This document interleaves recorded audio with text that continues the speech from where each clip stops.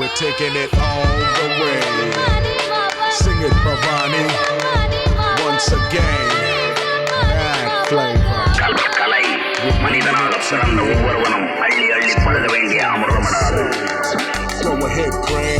நிலமற்ற மக்கள் ஒரு குழி நிலத்தை வேண்டுவதற்கு தங்களுடைய உழைப்பை பயன்படுத்தி வேண்ட முடியாத ஒரு நெருக்கடியான சூழலை உருவாக்கி இருக்கின்ற அந்த விடயத்தை வைத்து ஒரு நாடகத்தை எழுதியிருந்தேன். அதுவும் நிறைந்த வரவேற்பை பெற்றுக்கொண்ட ஒரு நாடகமாக இருந்தது. 5 இடங்களில் 5 வெவ்வேறு நாடுகளில் அந்த நாடகத்தை நான் பார்த்திருந்ததாகவும் அந்த அத்தனை படைப்புகளுக்குள்ளேயும் இலங்கையில் தயாரிக்கப்பட்ட நாங்கள் நடித்த பெண்கட்டி வட்டம் தான் மிகவும் சிறப்பானது என்று சொல்லியிருந்தேன். என்னை பொறுத்தவரை எனக்கு என்னை மகிழ்விக்குது கலை. நான் எப்போவுமே அந்த கலையோடு ஊசலாடி கொண்டிருக்கிற காலம் முழுவதும் நான் சந்தோஷமாக இருக்கிறேன். என்னை ஒரு தெய்வீகமான ஒரு முனிவரை நினைத்து கும்பிட்டு என்னை அடையாளம் காண முடியவில்லை. அவர் 2 பேருக்குமே அவருக்கு அந்த அடையாளம் தெரிஞ்சிருக்கேன் என்று அவர் இறந்துட்டார். இப்போ நான் தமிழ் நேயர்களுக்கு வணக்கங்கள். மற்றும் ஒரு பேட் பாக்ஸ் நிகழ்ச்சியின் வாயிலாக உங்கள் அனைவரையும் சந்திப்பதில் மகிழ்ச்சி. இந்த நிகழ்ச்சி உங்களுக்கு தெரியும், வாரம் நம் நாட்டு கலைஞர்களையும் அவர்கள் பணியாற்றிய படைப்புகளையும் அதை தாண்டி அவர்களுடைய வாழ்க்கை அனுபவங்களையும் இந்த நிகழ்ச்சி ஊடாக இணைத்து அவர்களிடம் நேர்காணல் செய்வது வழமை. அந்த வகையில் இன்றைய தினத்திலும் எங்களுடன் இணைந்திருக்கிறார் ஈழ திரை உலகிலும் குறிப்பாக கலை உலகிலும் பல்வேறு காலங்களில் தன்னுடைய தடத்தை பதித்திருக்கக்கூடிய மகாலிங்கம் அவர்கள். அவரை நிகழ்ச்சிக்குள் உள்ளீர்த்துக் கொள்ளலாம். வணக்கம். வணக்கம். எப்படி இருக்கிறீங்க? நான் நலமாக இருக்கிறேன். கலைஞர்கள் என்றால் எப்பொழுதுமே மகிழ்ச்சியாக இருப்பவர்கள் தானே. கண்டிப்பாக மனசுல வலி இருந்தாலும் அதை மறைத்து வெளியில உலகத்துக்கு நாங்க சந்தோஷத்தை கொடுக்கிறவர்கள்லாம் கலைஞர்கள். குறிப்பாக நீங்கள் பல காலங்களாக இந்த ஈழ திரை உலகிலும் கலை உலகிலும் வலம் கொண்டிருக்கக்கூடிய ஒரு நபர். குறிப்பாக உங்களை பல பேருக்குமே தெரிந்திருக்கும். இருந்தாலும் இந்த நிகழ்ச்சியூடாக உங்களை முதல்ல பார்க்கக்கூடியவர்களுக்கு உங்களை பற்றினான ஒரு சிறியதொரு அறிமுகத்தை கொடுத்துடலாம். டான் தொலைக்காட்சி நேயர்கள் அனைவருக்கும் வணக்கம். என்னை பற்றி நான் எப்போவுமே பெருசாக யோசிப்பது கிடையாது.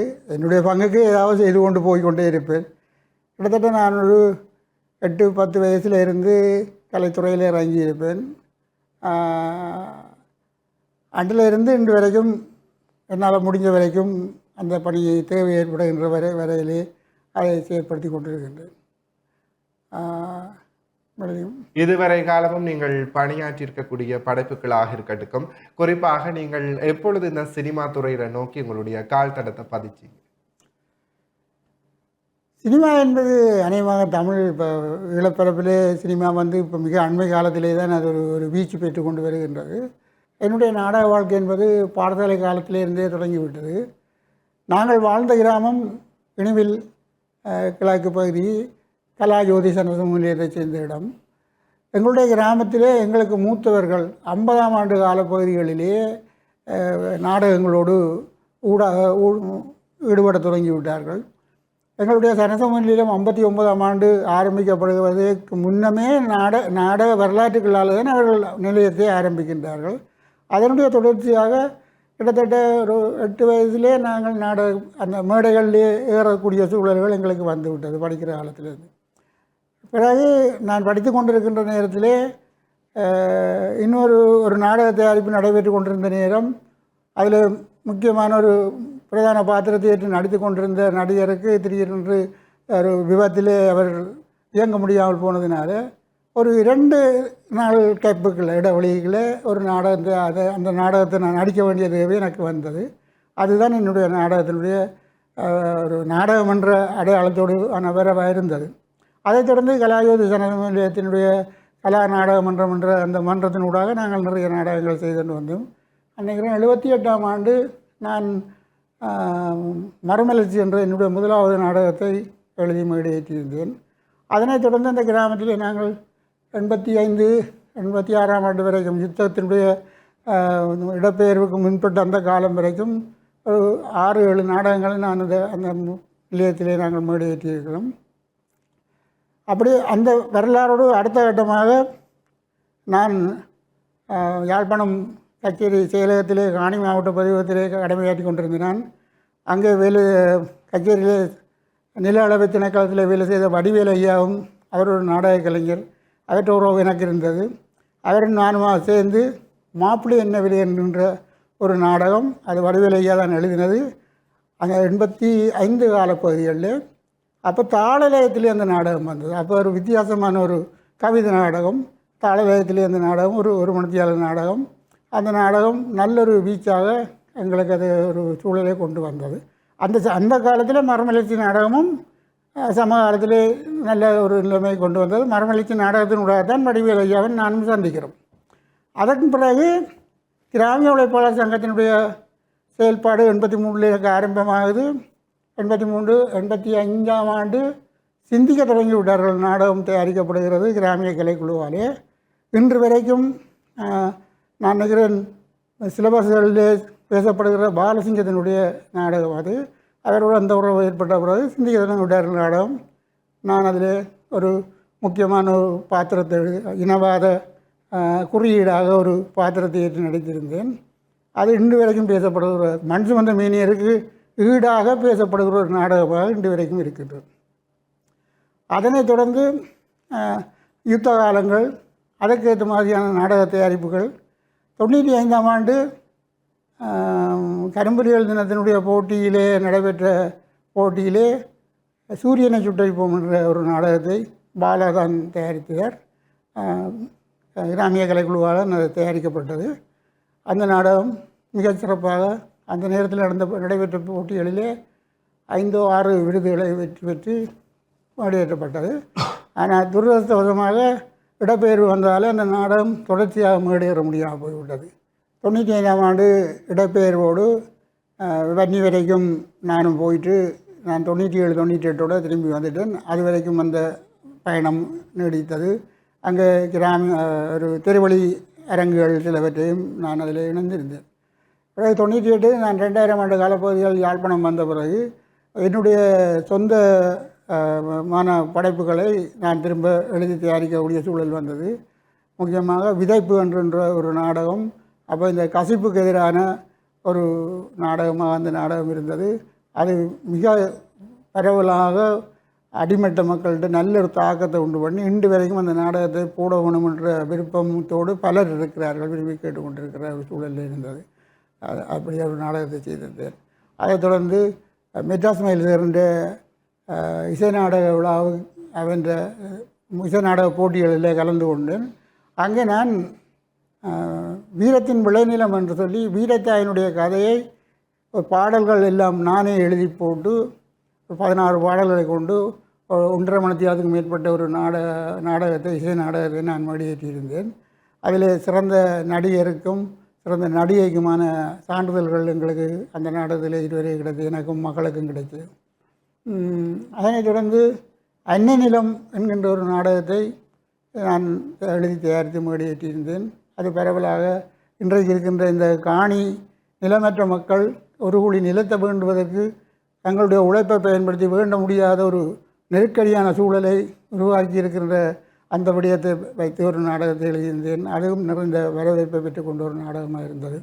இப்படி தொடர்ந்து சில நாடகங்கள், விதைப்பு, அறுவடை, இன்னும் சில நாடகங்கள், கிட்டத்தட்ட நான் ஒரு 25, 27, 28 நாடகங்கள் வரையிலே இதுவரைக்கும் எழுதி மேடையேற்றியிருக்கிறேன். இந்த பயணம் இப்படியே தொடரும்போது சரி, உங்களுடைய நாடக வாழ்க்கை இது போன்று அமைந்திருந்தது. குறிப்பாக இதற்கு அதாவது உங்களுடைய சினிமா வாழ்க்கைக்கு வித்திட்டது நாடக வாழ்க்கை என்று கூட சொல்லிக் கொள்ளலாம். தொடர்ந்தும் சினிமா வாழ்க்கையை பற்றி பேசலாம். நிகழ்ச்சியிலே சிறியதொரு விளம்பர இடைவேளை. மீண்டும் நிகழ்ச்சி ஊடாக இணைந்து கொண்டிருக்கின்றோம். இது பீட் பாக்ஸ். அந்த வகையிலே கேள்விகளை தொடரலாம்.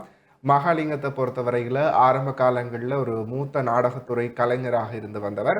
அதன் பின்னதாக உங்களுடைய இந்த சினிமா வாழ்க்கை எப்பொழுது ஆரம்பமாச்சது? அதற்கு குறிப்பாக கண்டிப்பாக நாடகம் தான் வித்துட்டு இருக்கும்ன்றதுல எந்தவித ஐயமுமே இல்லை. எந்த நாடக தொடரில் இருந்து நீங்கள் இந்த சினிமா வாழ்க்கைக்கு புலம்பெயர்ந்தீங்க? சினிமா கேமரான்னு சொல்லி நாங்கள் பார்க்க வழி கிடைக்கல. எனக்கு முதல்ல கிடைச்ச சந்தர்ப்பம் புத்திகட்ட மனிதர்கள், சிவராஜன் புத்திகட்ட மனிதர்கள் ஷார்ட் ஃபிலிம் தான் நான் செய்த முதல் படம். இந்த காலப்பகுதிகளோடு கவிமாறன் சிவாவும் சில படங்களை எடுத்து கொண்டிருந்தவர். அச்சம் தவிர, சண்டியன், இப்படி நல்லூரான் பிக்சர்ஸ் பக்கத்தில் இருந்து செய்து கொண்டிருந்தது. அதே நேரத்தில் லண்டனில் இருந்து உதயரூபன் உதயம் ப்ரொடக்ஷன்ஸ் என்ற பேரில் கைமாறன் சிவாவும் வேறு சில டிரெக்டர்களும் சேர்ந்து ஒரு 6 படம் தொடர்ச்சியாக செய்தது. இந்த படங்களில் நான் எல்லடைஞ்சு செய்யக்கூடிய இருந்தது. இந்த காலப்பகுதிகளிலே நான் மர்மக்குழல் என்ற ஒரு நெடுந்தொடரில் டிவி படத்தில் செய்யக்கூடிய ஒரு சூழல் இருந்தது. 150 எபிசோட் போனது. இது சர்வதேச ரீதியாக என்னை அடையாளப்படுத்திய ஒரு தொலைப்படம் என்று நான் சொல்லலாம். நிறைய பேர் வெளியில் இருந்து எனக்கு முகமறியாதவர்கள் இலங்கைக்கு யாழ்ப்பாணத்துக்கு வந்தபோது என்னை சந்தித்த பெட்ரோல் செட்டில், ரயில்வே ஸ்டேஷனில், கச்சேரியில், இப்படி வெவ்வேறு இடங்கள் எல்லாம் கண்டு அறிமுகமாகி என்னோடு ஊசலாடி கொண்டு போன நிலைமைகள் எனக்கு ஒரு நல்லொரு அனுபவமாக இருந்தது. அதே போல் தென்னிந்திய தொலைக்காட்சி நிறுவனம் காக்க என்ற ஒரு நாடகத்தை, தொடர் நாடகத்தை இங்கே செய்தது வடபகுதியில். அது வடபகுதியிலேயும் கதிராமம் வரைக்கும் அது ஒரு பக்திபூர்வமான ஒரு கதை. அதில் நான் சிவயோக சாமியார் என்ற ஒரு கேரக்டர் செய்திருந்தேன். என்னை அடையாளம் காண முடியாத ஒரு தராலும் அது அதில் அங்கே அதில் நிறைய அந்த ஒரு சுவாரஸ்யமான சம்பவங்கள் அங்கே நடந்திருக்கு. என்னுடைய சம்பந்தி ஒருவர் நல்லூரில் அவருடைய உறவுகளோடு, வெளிநாட்டிலேருந்து வந்த உறவுகளோடு வந்து அங்கே நின்றவர். நான் ஒப்பனையோடு போட்ட நிலையில் இருந்து கொண்டு அவரை கதைக்கிற பொழுது அவருக்கு என்னை அடையாளம் காண முடியவில்லை. அது மாத்திரமில்லை, இனிவில் இந்த படப்பிடிப்பு இனிவில் கந்தசாமி கோயில் பெரராசேர பிள்ளையா கோயிலில் நடந்தது. என்னுடைய சொந்த இடம் அங்கே தானே. அப்போ நான் அந்த படப்பிடிப்பு நேரம் நிறைய பேர் சிட்டி வரை இருந்து பார்த்து கொண்டிருந்தார்கள்.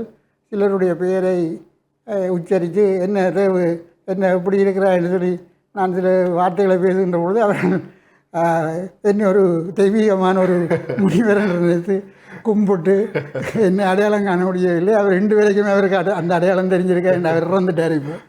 அப்போ அப்படியான சுவாரஸ்யமான சம்பவங்கள் இருந்தால் அந்த படத்தை பொறுத்தவரை என்ன அடையாளம் தெரிய முடியாது.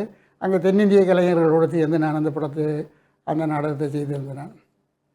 பிறகு காதல் கனவு என்ற ஒரு தொலைக்காட்சி நாடகம் இங்கே இலங்கையில் கலைச்செல்லும் நாட்கள் சேர்ந்து செய்தவை. அதில் ஒரு ஸ்டேஷன் மாஸ்டர் கேரக்டர் செய்து இப்படி நெடுந்துறர்களுக்களாலே நான் அந்த அடையாளங்களுக்களாலே சினிமாவுக்குள்ளே வருகிறேன். சினிமாவுக்குள்ளே வரையில முக்கியமாக நான் இங்கே குறும்படங்கள் சிலது நான் ஏற்கனவே சொன்ன படங்கள் நடிச்சிருந்தாலும் கூட மர்மக்குழலில் என்னுடைய நடிப்பை பார்த்து டென்மார்க் சன் வந்து அவர் அந்த நிறுவனத்தோடாக தொடர்பு கொண்டு இங்கே வந்து நெருங்கிமுள் திரைப்படத்தை தயாரித்தவர். அதில் ஒரு பிரதானமான ஒரு வேடம் எனக்கு கிடைக்குது. அதிலே நான் நிறைய செய்யக்கூடியதாக இருந்தது, என்னை அடையாளப்படுத்தக்கூடியதாக இருந்தது. அதன் பிறகு நெருங்கிமுள்ளுடைய கேமரா செய்தது ஜூட் சுகி. அதுக்கு பிறகு பாலநிலம், இப்போ கண்ணம்மாவும் எடுத்திருக்கிறார். பாலநிலத்திலே நான் ஒரு முக்கியமான ரோலை அதில் செய்யக்கூடியதாக இருந்தது.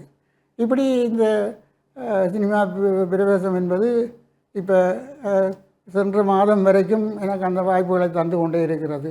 இந்த வருடத்தில் போன வருட பிற்பகுதியிலேருந்து இங்கே தயாரிக்கப்பட்ட ஒரு 6-7 படங்கள் இன்னும் திரைக்கு வராமல் இருக்கின்றது. அதனால் இப்பொழுது நான் இந்த திரைப்படத்தில் பெரிய அடையாளம் என்று சொல்கிறது நான் விரும்பவில்லை. என்ன சின்ன பாத்திரங்கள் எங்களுக்கு மூத்தவர்கள் தானே, அதுக்கேற்ற மாதிரி சின்ன பாத்திரங்களை தருவார்கள். நான் எப்போவுமே எனக்கு பெரிய ஒரு பாத்திரம் வேணும், நான் இல்லைன்னா செய்ய அப்படி அந்த சிந்தனையே என்னிடம் இருக்கிறதில்ல. யாருக்கு எப்போ நான் தேவைப்படுவதோ அந்த நேரம் நான் என்ற பங்களிப்பை செய்து கொள்வது. அதன்படி நான் ஒரு காலம் என்னை அடையாளப்படுத்தணும்னு யோசித்தது கிடையாது என்று வரைக்கும். அந்த மாதிரி தான் என்னுடைய சினிமா வரலாறுகள் போய்கொண்டிருக்கு. ஏன் அதற்கான காரணம் என்ன? என்னத்துக்காக அந்த ஒரு விடயத்தை நீங்கள் தவிர்க்கிறீங்க?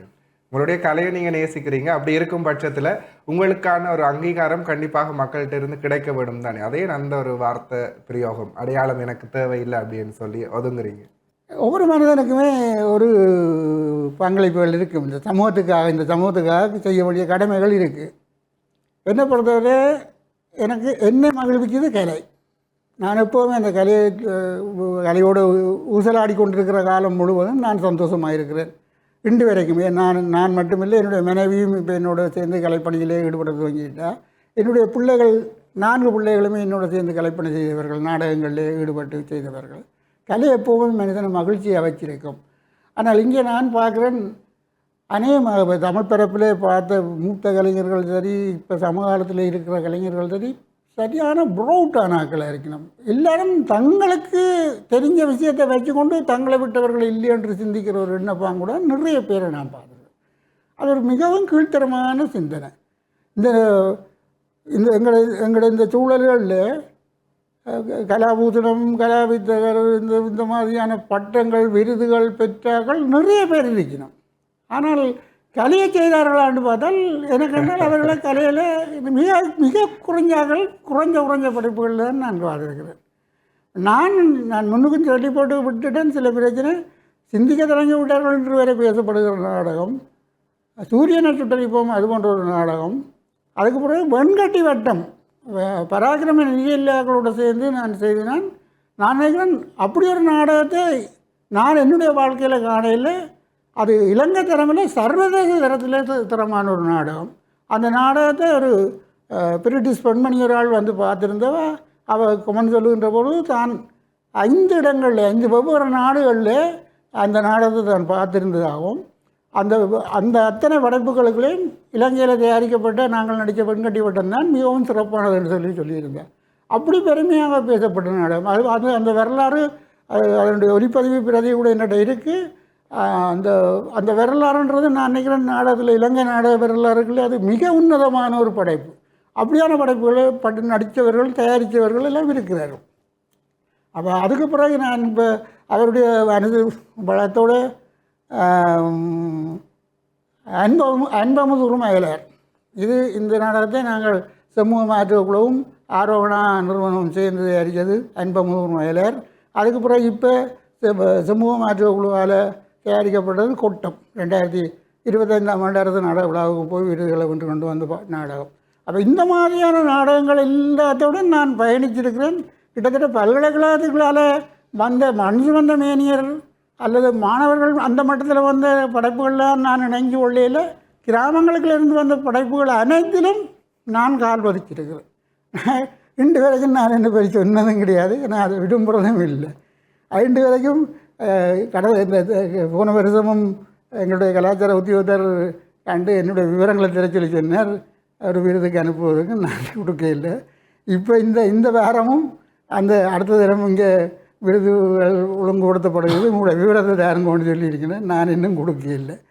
அப்போ என்னை பொறுத்தவரை நான் அதுகளுக்காக அலைகிற சிந்தனை இல்லை. நான் அதில் பெருமையாக பார்க்குறது என்ன விஷயம் அப்படின்னா, உண்மையிலேயே குழந்தை சண்முகம் சார் அவருக்கு ஒரு வாழ்நாள் சாதனையாளர் விருதை கொடுத்து பல்கலைக்கழகம் கொடுக்கல, அதை போய் அவர் வேண்டியில்லை. அப்போ இந்த மாதிரியான போக்குகளில் இருந்து நான் கொஞ்சம் வித்தியாசமான, நாங்கள் வளர்ந்த சிந்தனையும் அப்படி தான். நாங்கள் எங்களை பொறுத்தவரை மக்களுக்கான கலை மக்களுக்கானது, அது மக்களுக்கு சேவை செய்ய வேண்டியது. அந்த பக்கத்திலே நான் ஒரு சாதாரண கலைஞனாக இருந்து செய்யக்கூடியதை செய்யலாம்ன்றதான் என்னுடைய நிலைப்பாடு. இதனூடாக தான் எங்களோட பயணம் நீண்ட காலமாக தொடர்ந்து வந்திருக்கு. கண்டிப்பாக நீங்கள் அதாவது நாடகத்துறையில் பல்வேறு விடயங்களை சாதிச்சு இருந்தீங்க. அதை தாண்டி சினிமா துறையிலையுமே பல பேசப்படக்கூடிய படங்களில், திரைப்படங்களில் நீங்கள் நடித்திருக்கிறீர்கள். அதுவே உங்களுக்கு ஒரு அங்கீகாரத்தை மக்கள் மத்தியில் கொடுத்துருக்கும். அதாவது விருதுகளையும் தாண்டி மக்களிடம் இருந்த ஒரு அங்கீகாரம், ஒரு அடையாளத்தை பிடிக்கிறதுன்றது ஒரு சாதாரணமான விடயம் இல்லை. அந்த விடயத்தை நீங்கள் இப்போ சாதிச்சு கொண்டு வாரீங்க. அதுக்குமே உங்களுக்கு வாழ்த்துக்கள். தொடர்ந்து நிகழ்ச்சியோடு இணைந்திருக்கலாம். நிகழ்ச்சியிலே சிறியதொரு விளம்பர இடைவேளை. மீண்டும் நிகழ்ச்சியோடாக இணைந்து கொண்டிருக்கின்றோம். இது பீட் பாக்ஸ். அந்த வகையிலே கேள்விகளை தொடரலாம். குறிப்பாக நீங்கள் பலதரப்பட்ட திரைப்படங்களில் நடித்திருப்பீர்கள். இந்த சினிமாவுக்கும் நாடகத்துக்கும் இடையிலான தொடர்பு, உங்களுக்கு நடிக்கிற விடயத்தில் சினிமாவுக்கும் நாடகத்துக்கும் இடையிலான வேறுபாடு அப்படின்னு சொன்ன என்ன விடயங்களை நீங்கள் முன்வைப்பீங்க? நடிப்பு என்கின்ற வருகின்ற பொழுது நாடகத்தில் நாங்கள் நிறைய நடிக்க வேண்டி வரும். நாடகத்தில் நாங்கள் ஒரு 50 அடி 100 அடி கங்கால் இருக்கிற பார்வையாளன் புரிஞ்சு கொள்ளக்கூடிய மாதிரி எங்களுடைய ரியாக்ஷனை, எங்களுடைய பிரதிபலிப்பை நாங்கள் வெளிப்படுத்த வேண்டி வரும். சினிமாவுக்கு அந்த தேவையே இல்லை. சினிமாவில் நடிக்க வேண்டாம்னு தான் என்னை கன்னடத்தில் மறைச்சிருக்கிறார்கள். அதுதான் அதுக்கு பிறகு தான் எனக்கு விளங்கிச்சு அந்த பிரச்சனையை. அப்படியா நாடகத்துக்குள்ளே பயிற்சி எடுத்தவர்கள் சினிமாவுக்கு வந்திருந்ததுன்னா அது மிக இலவான அது கேமரா அதை கிளிக் பண்ணி கொள்ளுது, எங்களுக்கு அதில் நடிக்க வேண்டிய தேவை இருக்காது. நான் இந்த பெப்தான்ற ஒரு படத்தில் நடித்து கொண்டிருந்தேன்னா அதில் வந்து பக்கத்தில் இருக்கிறவருக்கு தான் காட்சி வசனம் டயலாக் போய் கொண்டிருக்கிறது. அவருக்கு உதவியாக நான் சில டயலாக்கள் அந்த அவர் பேசுகிறதுக்காக நான் பேசி கொடுக்க வேண்டியிருந்தது. நான் அப்படி பேசினதே அவர் கேமரா கிளிக் பண்ணிக்கிட்டார். நான் நினச்சேன் என்னுடைய சந்தர்ப்பம் இன்னும் விரையில், நான் நடிக்க ஒன்று உண்டு ஆயத்தப்படுத்தி வச்சிருந்த விஷயங்கள் உண்டு, நான் நடிக்க இல்லை. அவர் அதெல்லாம் கிளிக் பண்ணிக்கிட்டேன்னு ஓகேன்றார். இந்த நிலைமை அங்கே சினிமாவில் எனக்கு இருக்கக்கூடிய சூழலாக இருக்குது. கண்டிப்பா நாடகத்திலிருந்து இங்க வந்தபடியே உங்களுக்கு இலகுவா இருக்குது அப்படின்னு சொல்றீங்க. சரி, அப்படி இருக்கும் பொழுது இந்த ஷூட்டிங் ஸ்பாட் அப்படின்றத வந்து எல்லாருக்குமே மறக்க முடியாத தருணங்கள். உங்களோட வாழ்க்கையில வந்து இந்த திரைப்படங்கள்ல நடிச்ச இந்த ஷூட்டிங் அனுபவங்கள் வந்து இப்ப கூட மறக்க முடியாது அப்படின்னு சொல்லி எனக்கு இடைவெளியில நிறைய விஷயங்கள் சொன்னீங்க. அதெல்லாத்தையும் சொல்லிடுங்க மக்களுக்கு. பல விஷயங்களை சொல்லலாம். ஒவ்வொரு இடங்களையும் ஒவ்வொரு விதமான அனுபவம் இருக்கும். அதுக்கு முதலாவது சிவராஜின் பேர தியேட்டருக்கு கூட்டி போகிறது எப்படி, அது யாழ்ப்பாணம் பஸ் ஸ்டாண்டில் ஷூட்டிங் நடைபெற்று கொண்டிருந்தது. அப்போ என்னுடைய மகன் ஒரு பொம்பளையை கூட்டி கொண்டு, எனக்கு தெரியாது, நான் டவுனுக்கு வரேன்ட்டு தெரியாது, அவர் கூட்டி கொண்டு முன்னுக்கு போகிறார். இப்போ நான் அதில் கண்டுட்டு ஆறடா விட்டுன்னு சொல்லி அவனை அடிக்க கலைக்கண்டு போகிறேன். அப்போ அவன் ஓடுறான். அந்த நேரத்தில் பார்த்து கொண்டிருந்த ஆட்டோ சாரதிகள், கடையில் நின்றவர்கள் எல்லாரும் சேர்ந்து கதாநாயகனுக்கு அடிக்கிறது கிளச்சிட்டு போட்டாங்க. உண்மையாகவே அது அந்த காட்சி அப்படி ஒரு தத்ரூபமாக அமைஞ்சுது. இதுபோல் இவர் கவிமாறன் சிவாவின் ஒரு குறும்படம் ஒன்று செய்து கொண்டிருந்தாங்க, செருப்பு என்று சொல்லி. அப்போ அதில் நான் ஒரு செருப்பு கட்டுற தொழிலாளி. அது சினிமா தெருவுகளை தான் நடந்தது. நான் இது கேமரா ஷூட் பண்ணி கொண்டு இருக்குது. நான் தச்சு கொண்டு நிற்கிறேன். வழிபோக்குவரர் வந்தவர், அது ஒரு இஸ்லாமிய சகோதரர் தான். அந்த ஏரியா, அந்த இஸ்லாமியர்களுடைய ஏரியா நான் இருக்கல. அப்போ நான் தச்சு கொண்டிருக்கேன். அவர் வந்து தன்னுடைய காலில் இருந்த சிறப்பை கழட்டி என்னை கட்ட சொல்லி தந்துட்டார். அப்போ எனக்கு தரமாக இருந்து என்ன செய்யறது, நான் கேமராவுக்குள்ளே கூடாதுன்னு டக்குன்னு எடுத்து அதில் வச்சு ஆனால் அது ஏற்கனவே ஒரு அந்த லொக்கேஷன் வந்து ஒரு சிறப்பு கட்டுறவர்லேருந்து வேலை செய்கிற இடம்தான். அந்த இதில் வந்து வச்சார். அப்போ நான் எடுத்து கட்டி போட்டு கொடுத்தேன். அது வரைக்கும் அவருக்கு தெரியாது ஷூட் போகுது. அப்படி அது ஒரு அனுபவமாக இருந்தது. இப்படி நிறைய சம்பவங்களை நாங்கள் சொல்லலாம். கேமரா ஷூட்டிங் பாயிண்ட்டுகளில் வந்து சில சந்தோஷமான சம்பவங்கள் நடந்திருக்குது. சரி, உங்களோட இந்த திரைப்படங்களில் உங்களோட படைப்புகளை பார்த்துட்டு மக்களோ சரி அல்லது உங்களோட உறவினர்கள், நண்பர்கள் வந்து உங்களுக்கு கூறக்கூடிய கருத்துக்கள் என்னவாக இருக்கின்றது இதுவரைக்கும்? நான் சினிமாவை பொறுத்தவரையில் இப்போ யாழ்ப்பாணத்து சினிமாக்களில் நீங்கள் அறிஞ்சிருப்பீர்கள், எங்களுடைய ஒரு ஒரு திரைப்பட விமர்சகர், நீண்ட கால திரைப்பட துறையோடு சார்ந்து செயல்படுகின்ற ஒரு ஆள், இலக்கியத்துறை சார்ந்தவர், இலக்கியத்துறையோட மெனக்கிடவர்களுக்கு கட்டாயம் தெரியும், ஜேசு ராசா. ஜேசு ராசா ஒரு பயங்கரமான இறுக்கமான ஒரு விமர்சகர். அவர் என்னுடைய நெருங்கி முள் பார்த்துருக்கிறார், மற்றது பாலையெல்லாம் பார்த்துருக்கிறார், இப்படி பல படங்கள் பார்த்துருக்கார். இப்போ அண்மையில் நீங்கள் என்று சொல்லி ஒரு குறும்படம் சர்வதேச திரைப்பட விழாவில் நடைபெற்றது. இங்கே காகில் திரையரங்கில் நடந்தது. நானும் மனைவியும் 2 பேரும் தான் அதில் மெயினாக நடிச்சிருந்தோம். அப்படி பார்த்துருக்கிறார். அவருடைய விமர்சனத்தை நான் பெருமதியான ஒரு விமர்சனமாக பார்க்குறேன். அவர் நெருங்கி முள்ளு சரி, மற்றது பாலைநிலம் சரி, இந்த நாடகங்கள் அது படங்களில் எனக்கு கூடுதலான ஒரு கேரக்டர் கிடைச்சது. 2லையுமே மற்ற எல்லாரையும் விட நிதானமாக ஒரு சாதாரண பாத்திர ஒரு கலைஞனாக வாழ்ந்து காட்டியிருக்கிறேன்.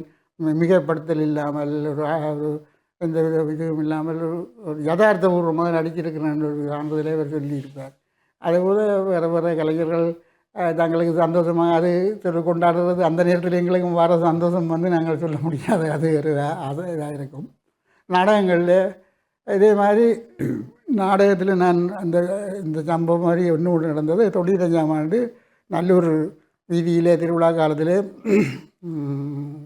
சூரியனை சுட்டரிப்பு நாடகம் செய்கிறோம். அந்த நாடகத்தில் நான் ஒரு வெள்ளைக்கார அதிகாரியாக ஒரு அதாவது மேலாதிக்க சக்தியாக, முழுவதனுடைய ஒரு ஆதிக்க சக்தியாக நான் அதில் வருவேன். அதில் வந்து நான் நடிக்க முன்னாடி அப்படிறாங்க ஒரு வயது மூத்தர் எங்களுக்கு. அப்போ அந்த நேரத்தில் 95லேயே ஒரு வயது மூத்தர் ஐயா வந்து கட்டிப்பிடிக்க கொஞ்சம் போட்டு, சிவாஜி கணேசனை விட நீர் ஒரு படி முன்னுக்கு வந்துட்டீர் ஒரு பாராட்ட சொல்கிறார். இந்த நான் அப்படி சிவாஜிண்டு அந்த மாதிரி எனக்கு அந்த யோசனையோ அது இன்று வரைக்கும் இல்லை. அந்த பெரிய மனுஷன் மனதிலே அப்படி நான் பதிஞ்சிருக்கிறேன்ன்றது அந்த விஷயத்தில் என்னுடைய மனைவியின் தாயாரும் என்னை அடிக்கடி சிவாஜி கணேசன் என்று சொல்லி சொல்கிறாரு. இந்த மாதிரியான பிரச்சனைகள் இருக்குது, அந்த பாராட்டுகள் அப்படி இருந்திருக்கு. நான் அதுக்காக சந்தோஷப்படுறேன்.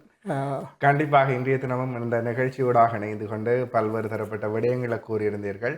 குறிப்பாக நீங்கள் கலையை நேசிக்கின்ற ஒருவர், குறிப்பாக இந்த வயதிலும் கலையை விடாமல் அதன் போக்கிலும் அதை உங்களை கண்டிப்பாக நீங்கள் விட்டாலும் அதை விடுற நோக்கில் இல்லை. கண்டிப்பாக உங்களை மாறுபட்ட கோணங்களில் உங்களை தன்னகத்தை தான் வச்சுக்கொண்டே இருக்கின்றது. குறிப்பாக அதனூடாக நீங்கள் உங்களுக்கு அந்த அடையாளம் வேணாம், என்னை பற்றின புகழாரம் எனக்கு வேணாம் என்றாலும் கூட மக்கள் அதை கொடுக்கறதுக்கு தயாராக இருக்கின்றார்கள். குறிப்பாக நீங்கள் நடித்த படைப்புகள் உங்களுக்கான இடத்தையும் உங்களுக்கான அங்கீகாரத்தை பேசும் என்றது எங்களுடைய நம்பிக்கை. அதுக்குமே வாழ்த்துக்கள். கண்டிப்பாக இன்னும் மேலும் மேலும் படைப்புகளை நீங்கள் செய்ய வேணும். குறிப்பாக உங்களுடைய கலைப்பயணம் இன்னும் தொடர வேணும், அது ஒரு சாதனையாக மாற வேணும் என்று இந்த நிகழ்ச்சியூடாக நாங்கள் வாழ்த்துக்களை தெரிவித்துக் கொள்கின்றோம். இவ்வளவு நேரமும் உங்களுடைய வேலைப்பளவின் மத்தியிலும் எங்களுடைய நிகழ்ச்சியூடாக இணைந்து கொண்டமைக்கு நன்றிகள். நன்றி. நான் இதில் இந்த சந்தர்ப்பத்தை நான் எதிர்பார்க்க இல்லை. இப்படி ஒரு வாய்ப்பு கிடைச்சது என்று எனக்கு பெரிய ஒரு சந்தோஷமாக இருக்கிறது. நான் இன்னும் இந்த டைம் எனக்கு போதாது, இன்னும் எனக்கு சொல்ல வேணும் போல இருக்குது. நான் நன்றி சொல்ல வேண்டிய கனவேர் இருக்கணும் என்னுடைய கலைப்பயணத்துக்குள்ளாலே.